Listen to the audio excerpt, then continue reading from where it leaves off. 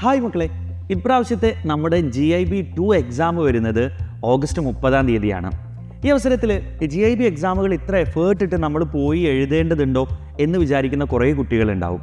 അവർക്ക് വേണ്ടിയിട്ടാണ് ഞാൻ ഈ വീഡിയോ ചെയ്യുന്നത്. നോക്കൂ, ഞങ്ങളൊക്കെ റിപ്പീറ്റ് ചെയ്യുന്ന സമയത്ത് നമ്മുടെ ടീച്ചേഴ്സ് പറയുന്നൊരു കാര്യം ഉണ്ടായിരുന്നു. നിങ്ങൾ ക്ലാസ് സ്കിപ്പ് ചെയ്താൽ പോലും, നിങ്ങൾ ടോപ്പിക്കിന് ഇവൻ പഠിച്ചില്ലെങ്കിൽ പോലും ഒരിക്കലും പ്രാക്ടീസ് എക്സാമുകൾ, ഇത്തരത്തിലുള്ള എക്സാമുകൾ സ്കിപ്പ് ചെയ്യരുത് എന്നുള്ളത്. അതിൻ്റെ കാരണം എന്താണെന്ന് പറഞ്ഞു കഴിഞ്ഞാൽ, നോക്കൂ, നമ്മളുടെ റിസൾട്ട് നീറ്റ് ആയിക്കോട്ടെ JEE ആയിക്കോട്ടെ, നമ്മുടെ റിസൾട്ട് തീരുമാനിക്കുന്നത് എന്താണെന്ന് ചോദിച്ചാൽ നമ്മൾ എത്രത്തോളം പഠിച്ചു, നമുക്ക് എത്രത്തോളം വിവരമുണ്ട് എന്നതിനെല്ലാം അപ്പുറത്ത് നമ്മുടെ എക്സാം നടക്കുന്ന ആ ഒരു ദിവസം ഉണ്ടല്ലോ, ആ ദിവസത്തെ ഫ്യൂ ഹവേഴ്സ്, 2, 3, 4 മണിക്കൂർ നമ്മൾ ഏതവസ്ഥയിലൂടെ കടന്നു പോകുന്നു, നമ്മൾ എങ്ങനെ പെർഫോം ചെയ്യുന്നു എന്നത് മാത്രമായിരിക്കും. അപ്പോൾ ആ ഒരു സമയത്ത് നിങ്ങൾ എങ്ങനെ നിങ്ങളുടെ ടൈം മാനേജ് ചെയ്യുന്നു, നിങ്ങൾ നിങ്ങളുടെ സ്ട്രെസ്സിനെ എങ്ങനെ മാനേജ് ചെയ്യുന്നു, നിങ്ങളുടെ അക്യുറസി, എക്സാം ഹാളിലെ ആ ഒരു സിറ്റുവേഷനിൽ നിങ്ങൾ എത്രത്തോളം അക്യുറേറ്റ് ആയിട്ട് നിങ്ങൾക്ക് അറിയുന്ന കാര്യങ്ങളെ നിങ്ങൾക്ക് പ്രതിഫലിപ്പിക്കാൻ പറ്റുന്നുണ്ട്, എഴുതാൻ പറ്റുന്നുണ്ട് എന്നുള്ളതൊക്കെയാണ് നമ്മുടെ റിസൾട്ടിനെ തീരുമാനിക്കുന്ന ഘടകം.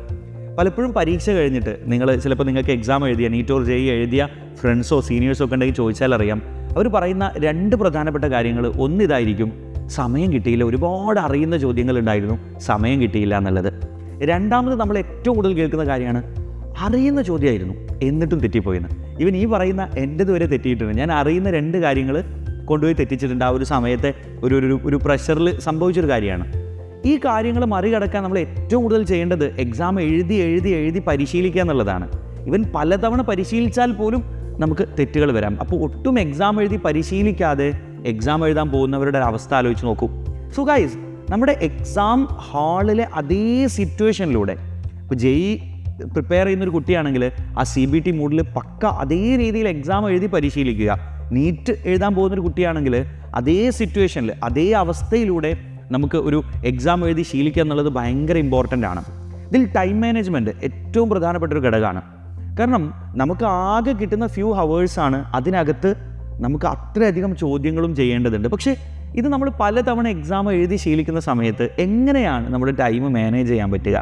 നമുക്ക് ആദ്യം പലപ്പോഴും കുട്ടികൾ ചെയ്യുന്ന ബയോളജി എഴുതി, പിന്നെ കെമിസ്ട്രി എഴുതി, പിന്നെ ഫിസിക്സ് എഴുതി, ഇങ്ങനെ പല രീതിയിൽ നമ്മൾക്ക് ഏതാണ് ഏറ്റവും ആപ്റ്റായിട്ടുള്ള രീതി എന്നൊക്കെ മനസ്സിലാക്കാൻ നമുക്ക് ഒരു ചോദ്യത്തിൽ ഞാൻ എത്രത്തോളം സമയം കൊടുക്കണം, എത്ര ഞാൻ സ്കിപ്പ് ചെയ്യാം, എത്ര സമയം കഴിഞ്ഞ് ഇനി വീണ്ടും ഒരു സെക്കൻഡ് റൗണ്ട് ക്വസ്റ്റ്യൻസിലേക്ക് എങ്ങനെ പോകും, ഇതൊക്കെ ഡയറക്റ്റ് നമ്മൾ എഴുതി പരിശീലിച്ചാൽ മാത്രമേ നമുക്ക് അതിൻ്റെ ഏറ്റവും നല്ലൊരു പൊട്ടൻഷ്യൽ, നമ്മുടെ മാക്സിമം നമ്മളുടെ പൊട്ടൻഷ്യലിനെ പുറത്തു കൊണ്ടുവരാൻ നമുക്ക് പറ്റുകയുള്ളൂ എന്നുള്ളൊരു കാര്യം ഭയങ്കര ഇമ്പോർട്ടൻ്റ് ആണ്. അതുകൊണ്ട് നിങ്ങൾ പഠിക്കുന്നുണ്ടെങ്കിൽ, നിങ്ങൾ if you are preparing seriously for NEET or JEE exam, ഒരിക്കലും നിങ്ങൾ GIB എക്സാമുകൾ അല്ലെങ്കിൽ ഈ പാറ്റേണിൽ വാട്ടെവർ അതിൻ്റെ പേരെന്തോ ആയിക്കോട്ടെ എക്സാമിൻ്റെ, ഈ പാറ്റേണിൽ നിങ്ങൾ കറക്റ്റായിട്ട് എക്സാം എഴുതി ശീലിക്കുക എന്നുള്ളത് വളരെ വളരെ വളരെ ഇമ്പോർട്ടൻ്റ് ആണ്. അതുപോലെ തന്നെ ഏറ്റവും പ്രധാനപ്പെട്ടൊരു ഘടകമാണ് നമ്മളുടെ കോമ്പീറ്റൻസി എത്രത്തോളം ഉണ്ട്. നമ്മൾ കുറേ പഠിച്ചു, നമ്മൾ വീട്ടിലിരുന്ന് കുറേ പ്രോബ്ലം സോൾവ് ചെയ്തു, നമ്മൾ കുറേ കാര്യങ്ങൾ നമുക്ക് അറിയാമെന്നുള്ളൊരു തോന്നലുണ്ട്. പക്ഷേ എക്സാം എഴുതി കഴിയുമ്പോൾ മാത്രമാണ് ഞാൻ ശരിക്കും പഠിക്കാത്ത ഏരിയാസ് ഏതൊക്കെയുണ്ട്, എനിക്ക് ശരിക്കും വീക്കായിട്ടുള്ള ഏരിയാസ് ഏതൊക്കെയുണ്ട് എന്ന് നമുക്ക് മനസ്സിലാക്കാൻ പറ്റുക. സോ ഗൈസ്, അങ്ങനെ മനസ്സിലാക്കിയത് പരിഹരിച്ച് മുന്നോട്ട് പോകുമ്പോൾ മാത്രമാണ് നമുക്ക് ബാക്കി കുട്ടികളെക്കാൾ നമ്മുടെ കോമ്പീറ്റൻസി വർദ്ധിപ്പിച്ച്, this is not board exam. Board എക്സാമിൽ 10 പേർക്ക് ഫുൾ A+ കിട്ടാം, 10 പേർക്ക് 100% മാർക്ക് കിട്ടാം.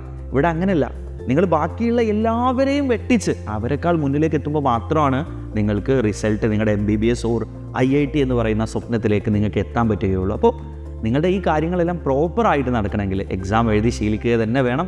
അപ്പോൾ അതുകൊണ്ട് തന്നെ നിങ്ങൾ ഒരു എക്സാം പോലും സ്കിപ്പ് ചെയ്യാതെ ഇത്തരം JIB പോലെയുള്ള എക്സാമുകൾ എഴുതി പരിശീലിക്കുക, നന്നായിട്ട് പഠിക്കുക. നിങ്ങളുടെ ഡ്രീം കോളേജസിലേക്ക്, ഡ്രീം കോഴ്സുകളിലേക്ക്, ഡ്രീം ഫീൽഡുകളിലേക്ക് നിങ്ങളെല്ലാവരും എത്തിപ്പെടട്ടെ. All the best.